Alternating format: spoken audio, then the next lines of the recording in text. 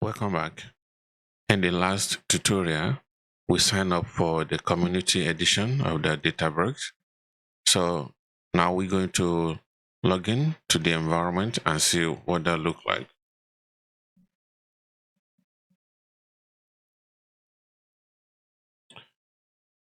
So this is the interface when you first log in. There's an update to the interface. If you log into if you create your version of Databricks in any of the cloud provider, either Azure or AWS, the interface might be different to this because there's been an update to it, but everything is still the same thing.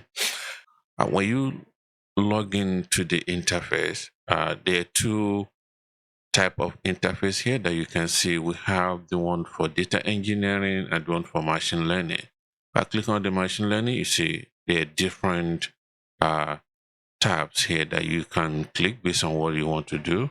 Let me close this.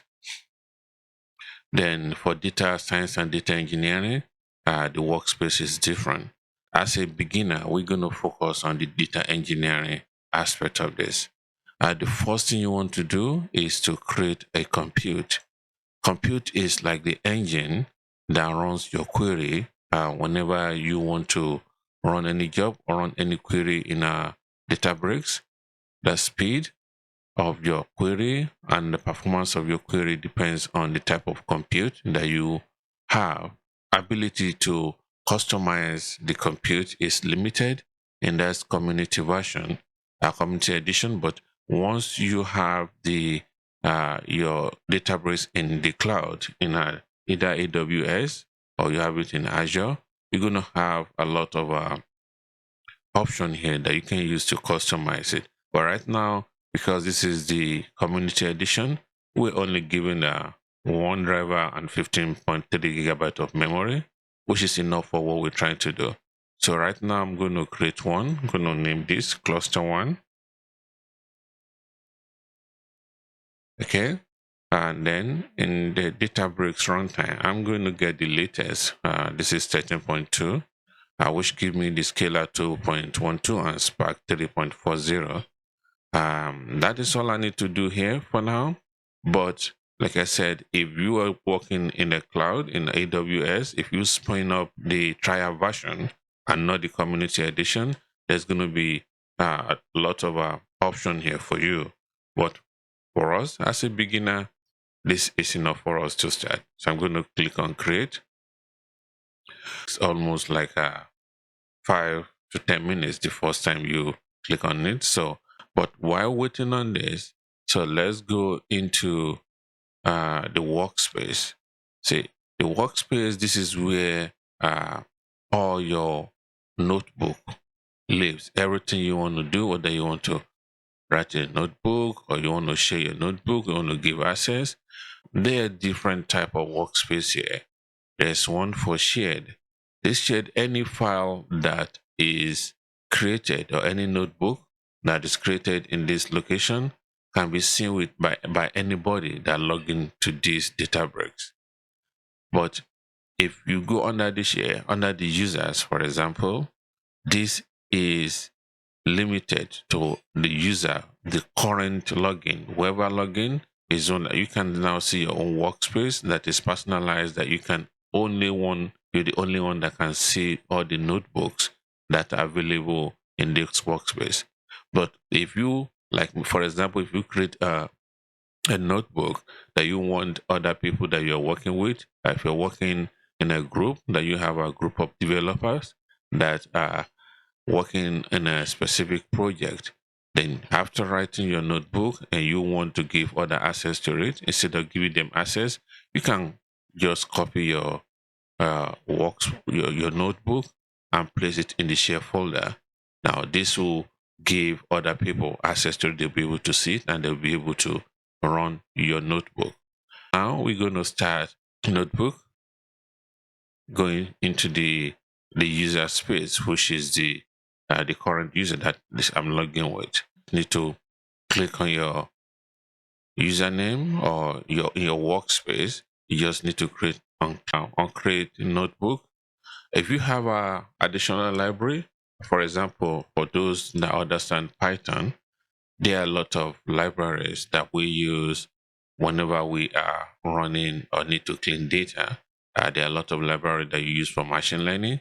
So if you need to install any one of those library that is specific, that only you want to use it, you don't want anybody to use it, you can install it from here. Click on library. But if you want it to be used by everyone that use this workspace or use this Databricks, then that has to be installed on the computer. When you come to the compute, even though this is still going on, you come, there's a library here where you can install your library. In this tab, you can install any library that is installed in this location.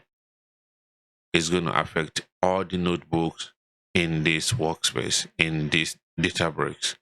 But if you want to install a library that is specific to you alone, then you have to go into your workspace right here and install your library. But first, let's create a notebook and see what that looks like. Now, when you create a notebook, you have the option of either creating your notebook as a Python, or if you want to use a SQL, let's assume you're only good in writing SQL, you don't know Python that much, and you want to use SQL in your Databricks, then you can change this to SQL and you'll be able to write a SQL language here. Or if you're good with Scala or you're good with R programming. So, but in this tutorial, we're going to start with Python. Then I can now show you how, even within the Python, how you can use SQL or how you can use Python and vice versa. Let's name our notebook because we're going to load a CSV file. Let's name this load CSV files. So let's make sure our compute is ready. You can look at this. Okay, cluster one. So this is where you want to make sure if you have multiple compute, if everything is going to be displayed here, then you can select the one that you want to use based on your resources. But for now, we only have one. We're going to use that. Before we can start any analysis or any ETL process, we need to have a data source, right? We need to have a data that we're going to work on. And I have, if you go under the data here, you click on the create table. So this is going to give you an option to either upload your file, if you have a file, like local file that you want to upload from your computer, or if you want to connect to S3 bucket and use that to upload your data, or if you have any other sources here. So you can either connect to any one of these, the DBC, Kafka, MongoDB, and pull the data in. But for this tutorial, we're going to start. I have a file that I've uploaded, that I downloaded on my computer. So let me drag the file down here. If we click on create table with UI, this is going to give us option to use a UI for us to create a table and select the kind of table. Okay, let's click on this and see what this does. So it's asking us what cluster do we want to use. We're going to select our cluster and we're going to preview the table. So this is loading our data. Is going to go through it and try to create a table for us. And that table is going to be saved under the default database, that we saw earlier. Let's look at the options. You can see that the first thing here is to make sure that we use our first row as the header. Click on that.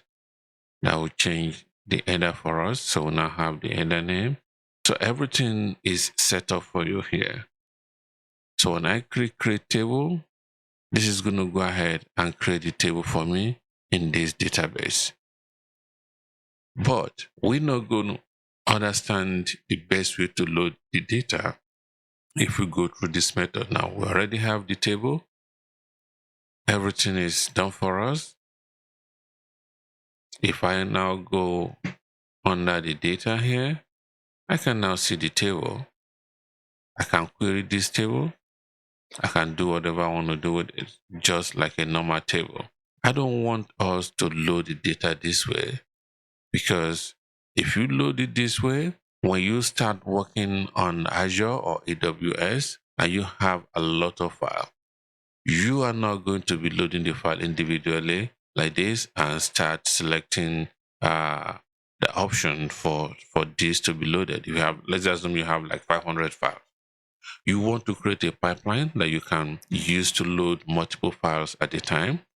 And in that case, you want to be able to write a query or write a Python code, a PySpark that will load that for you. I'm going to go back to this. Please now click on this again. We're going to load the same file. It's where we're going to create the table in a notebook. I'm going to click on this. Let's go through this step by step. We get to understand what we have here. This is the location where the file is stored. This is the file type, and all the same option that we had before, like in file schema, the first row in the header is the header false. But this is true. We need to change this one too, because in our file, the first row is the header. We're going to say true to this. In file schema, that is if we want the PySpark to automatically the file and figure out the data type that are in there. If there's a integer, if there's integer, there decimal, different type data type, the PySpark is going to read the file and understand and automatically create a table based on that. Now, if we want to run this, all we have to do is to come to this far right, click on this and click the run cell. So this is going to run the file for us. And now what we're doing now is we are reading this file. You remember the first time when we tried to load in the table directly, we have like a preview. Yes, right now this data is not being saved anywhere. This is just in memory. We run this, we get the file, and we have the sample data. Everything is stored in the Spark memory. Now, in order for us to be able to manipulate the data, because you don't want to continue running this every time, you can now create like a view or a table from the data. Now we have this table. We can change this table to change this name to anything we want. So let's change this to test data.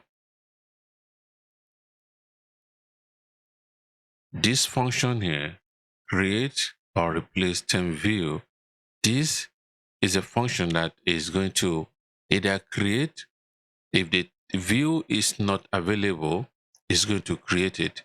If it's there, it's going to replace it with a new data. So let's run this by clicking on the run cell. You can see we now have a table. We can now use SQL. You see, even though this is a Python, now that we have this temp table, you can now use this command and change these cells. That now I want to run this like a SQL. For those people that understand SQL Server and how to run it, then we can now change this table name to this.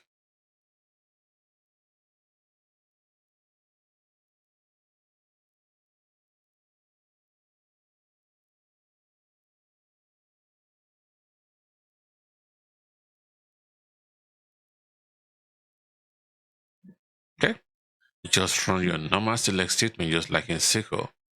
So now we get the same data like we got here, but what is different now is right here when we first run the data, this was like a data frame.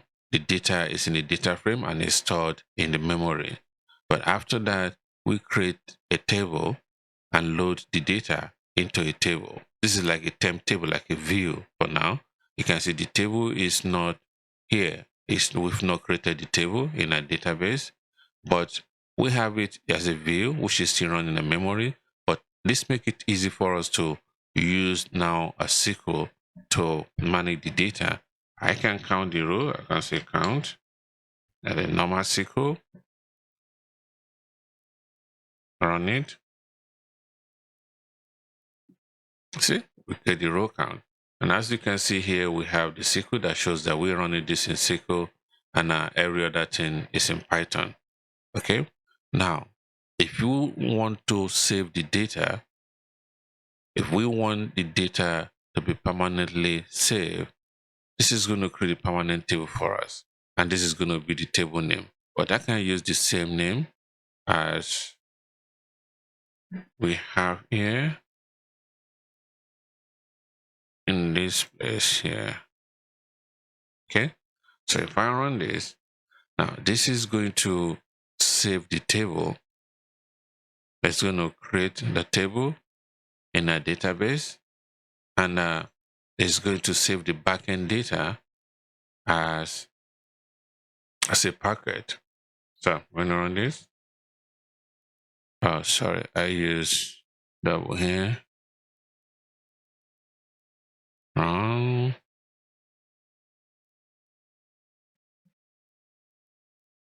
Okay. Now we come into this, and now see we have a table. That we can now run the table. The same thing. So those are the two different ways that you can load the data. There is still a better way of loading the data that we're going to walk you through it after this.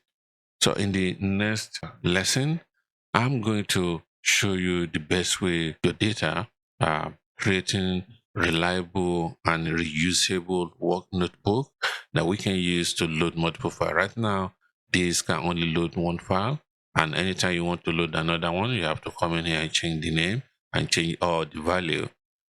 So this is okay as a beginner for us to be able to load data this way, but we're going to go back to the first notebook that we created, load CSV, and we're going to start loading our data from there. Thank you. See you in the next lesson.